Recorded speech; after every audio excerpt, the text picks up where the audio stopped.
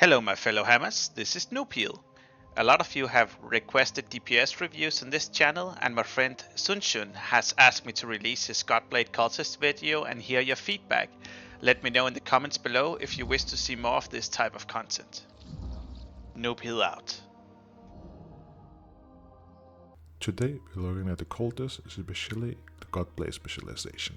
If you ever wanted to become a melee warrior, empowered by the Elfish gods, wielding forbidden power to cut down your enemies while embracing the madness of the void, this might be class for you.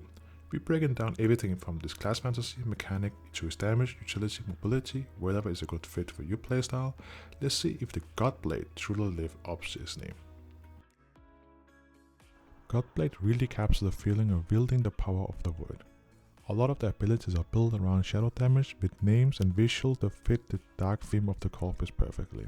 Every attack feels like you're channeling forbidden power and using the void itself as a weapon. Now let's talk about the resource system. The Godblade uses two different resources, mana and insanity. Mana is your main resource that you use to cast your abilities, while insanity is a unique mechanic that defines the spec. Throughout combat, you build your insanity from 0 to 100 by using your abilities. Once you reach 100% insanity, you enter the state called Total Madness. During Madness, you take increased 50% damage, but you gain infinite insanity for 8 seconds. This allows you to freely use your insanity spender abilities without worrying about your resource. Mastering this mechanic and learning how to enter madness as quickly as possible will be the key of mastering Godblade. Now let's talk about the damage of the Godblade. A big part of your damage comes from entering total madness and making the most out of your insanity spenders. Once you're inside this state, you have access to your strongest abilities and can freely spend your insanity without worrying about it running out. For single target damage, your main spender is Hammer of Twilight. This ability focuses damage into one enemy, making it the choice for bossing and priority targets. For AoE, you have Entropic Slam.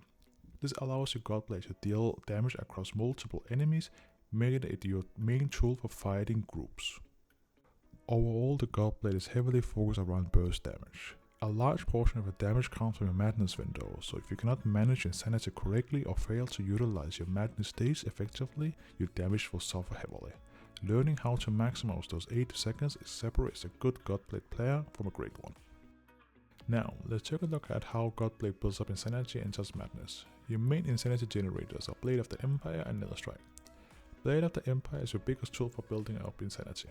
It has 3 charges and each cast generates 20 insanity, allowing it to quickly build up of a large amount of your resource. Netherstrike also generates 10 insanity, but it works differently. Normally it can only be used at enemies below 35% HP, making it an execute ability that helps you finish off targets while building up to your next madness window. With the Void Seeker talent, your melee attacks have 10% chance to make Netherstrike available regardless of target's health, giving you more opportunities to use it.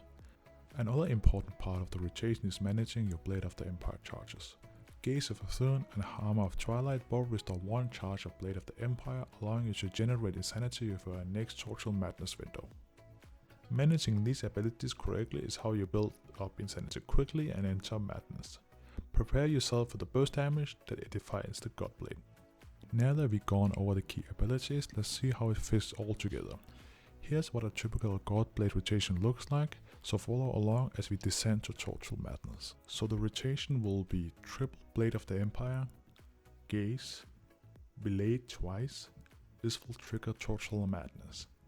This is where you either Hammer of Twilight for single target or Entropic Slam for AoE.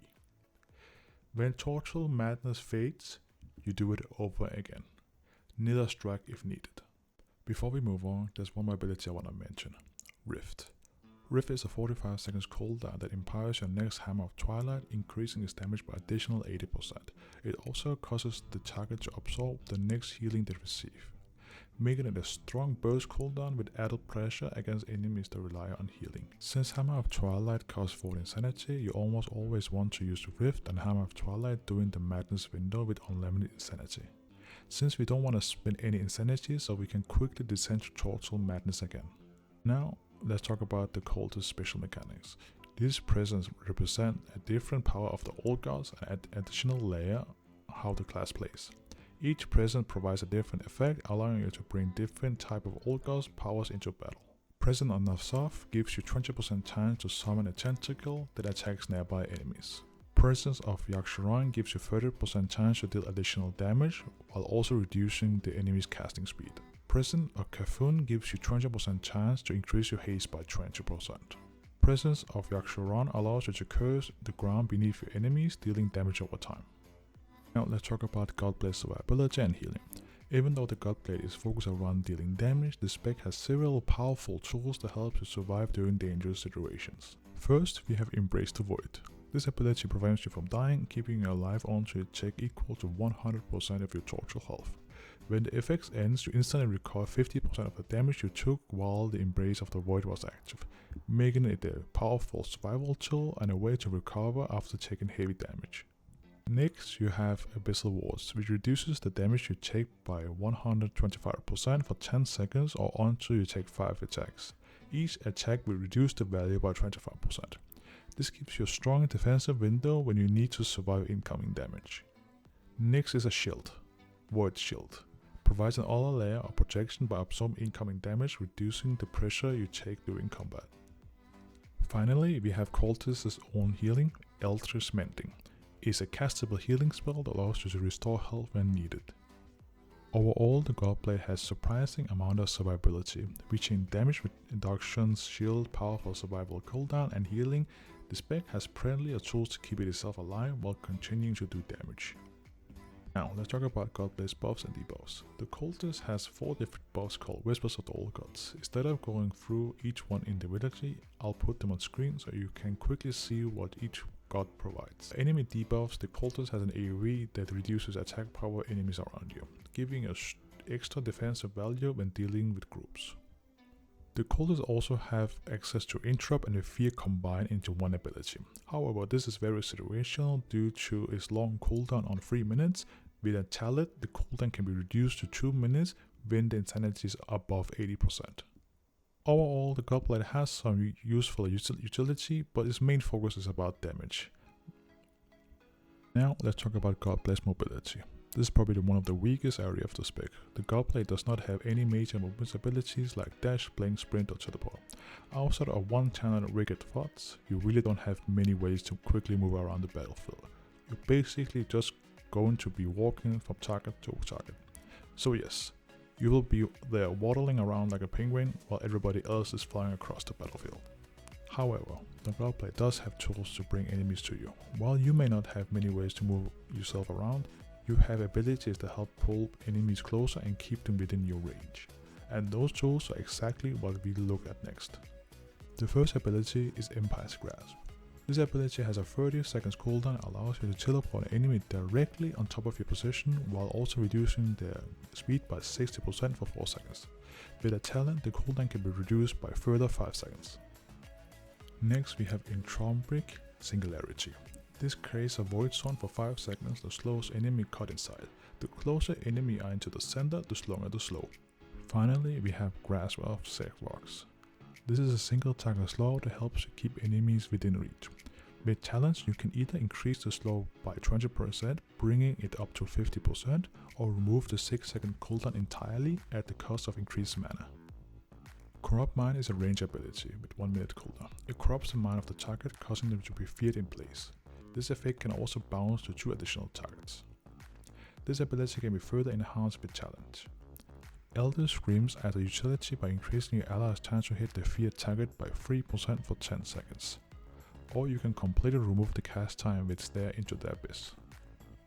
One of the last abilities I want to talk about is End Times. This ability increases the range of Blade of the Empire, Netherstrike and Hammer of Twilight by 25 yards for 15 seconds.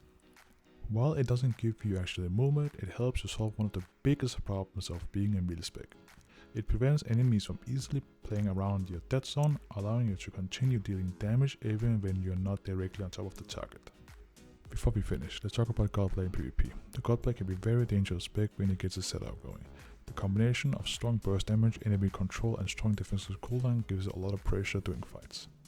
However, madness comes with a risk. While active, you take 50% increased damage, so choosing the right moment to enter madness is important. The biggest weakness is the mobility. If you cannot stay on the target, you struggle to keep your pressure going. Overall, the Godblade is a high risk, high reward spec. If you dare to take the risk, let the madness overflow.